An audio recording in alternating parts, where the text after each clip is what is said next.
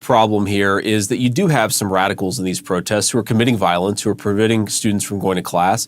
And certainly you don't want to arrest people who are just engaging in basic First Amendment speech, but you also want to make sure that people can go to school safely and that, college campuses, which of course are public spaces, are not turned into garbage dumps by these encampments. So I'm sure that we can find examples of college administrators being too aggressive in how they police these things, but I also think you can find some pretty good examples of students who are clearly violating the rights of other students and violating the law by engaging in some of these protests. So we've got to strike that balance. I think that so far we're doing a pretty good job in this country between letting people express their viewpoint, but making sure that our Jewish students and other students are able to go to class without infringement. Yeah. The other thing I'll say, Kaitlan, I come at this from a very pro-Israel perspective. I mean, my view on this is that Israel is our ally and that we should support them, but you can't police people for being anti-Israel or pro-Israel. You can police people for violating the law, and we have seen some of that with some of these protests. Okay, so you agree that people who break in and vandalize a building should be prosecuted? Exactly.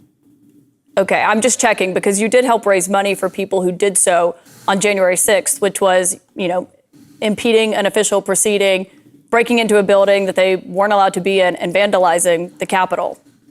Well, Kaitlan, I know that this is the obsession of the national media to talk about what happened 2 years ago, 3 years ago on January the 6th. It's not an obsession. I'm just seeing if it's a double standard. No, let me answer the question, Kaitlan. I mean, look, here's been my basic argument about January the 6th.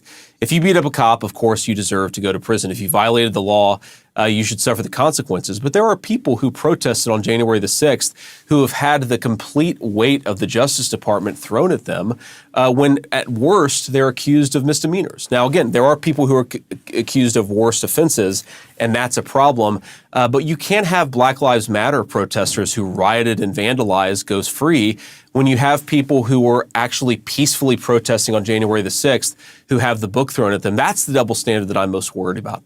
Yeah, I don't think there's an obsession with January 6th, but it is a legitimate question. And given what you just said there, and as Trump is getting closer to, as he's a presumptive Republican nominee, he has said he would pardon, he's considered a blanket pardon for everyone on January 6th. Are you saying that shouldn't happen? People who beat up cops should be excluded from that?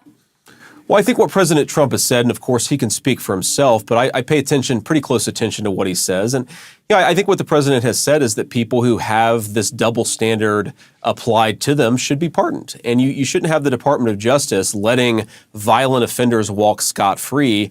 And then you have a misdemeanor trespassing case from January the 6th. That person has their life ruined because of the lawfare of the Biden administration. I think that's a totally reasonable standard for the president to apply. Hopefully he does get reelected. And I think, frankly, there are some innocent people who have been caught up in the lawfare of the Biden administration, Donald Trump included, if we're being honest.